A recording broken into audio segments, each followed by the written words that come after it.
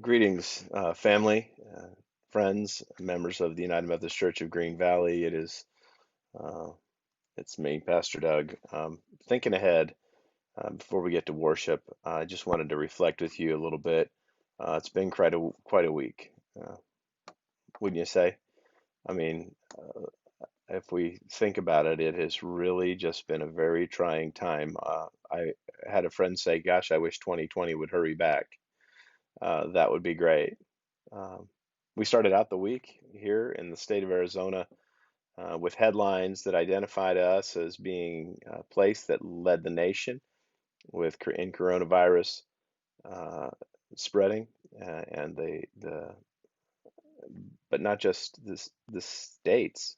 We were identified as the leading place around the world for the spread and the uncontrolled spread of the coronavirus. Nearly 4,000 people a day are dying in our country each again and every day. In the meantime, history was made this week, a very exciting time. In fact, I mean, but sadly, we won't hear much about it. It was in the Deep South, there in Georgia, where for the first time in the history of that state, a black senator was elected. Reverend Raphael Warnock was elected in Georgia. Historic. I mean, that is a beautiful and grand thing for sure. Did you know that Reverend Warnock was the pastor of Ebenezer Baptist Church? And if that sounds familiar, that is in fact the same church where Martin Luther King Jr. Had served as well. What a beautiful, beautiful irony and full circle of things, for sure.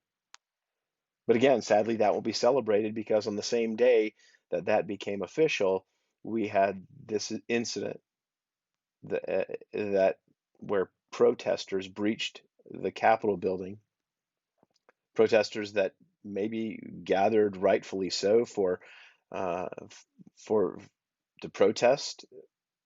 They exceeded their rights of peaceful protest. Everybody has a right for peaceful protest, but they exceeded that right and violently intruded into the Capitol building in Washington, D.C. If you were like me, you were numb, mind blown. I hardly knew what to do or say, even moments of just my jaw dropped, and even moments of tears where I couldn't believe what I was seeing. It was crazy. This Sunday, we come to this Sunday. It's the day that we traditionally remember the baptism of Jesus. And it's in that baptism of Jesus we hear these words. We hear the words that say, "This is my son with whom I am well pleased." That's the same in our baptism. It's in our baptism that God says that this is my daughter, this is my son with whom I am well pleased. If you could hear it, or if we could have heard those words, even at our own baptism, God would have said and was saying, you are mine. You belong to me. I am pleased. I am proud of you. I love you. You belong to me. You are mine.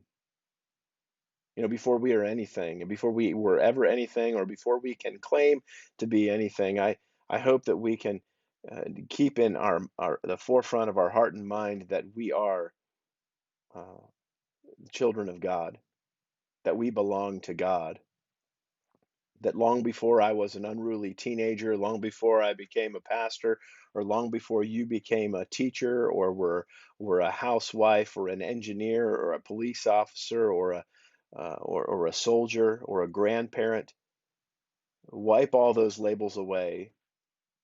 Long before you were any of those things, and long after those things are gone, hold in the forefront of your mind that you, in fact, do belong to God, that you are loved, that you are valued. The Apostle Paul reminds us that in Christ Jesus, there is neither Jew nor Greek, nor slave, nor free, nor man, nor woman. And I would think that he could go on and on. Friends, I hope that we can cast aside our labels and cast aside those things that divide us and know that you are loved, that know that you are valued, that you are a beloved child of God. May we know that and claim that in Christ, and may we be one. May God heal our nation. See you in church.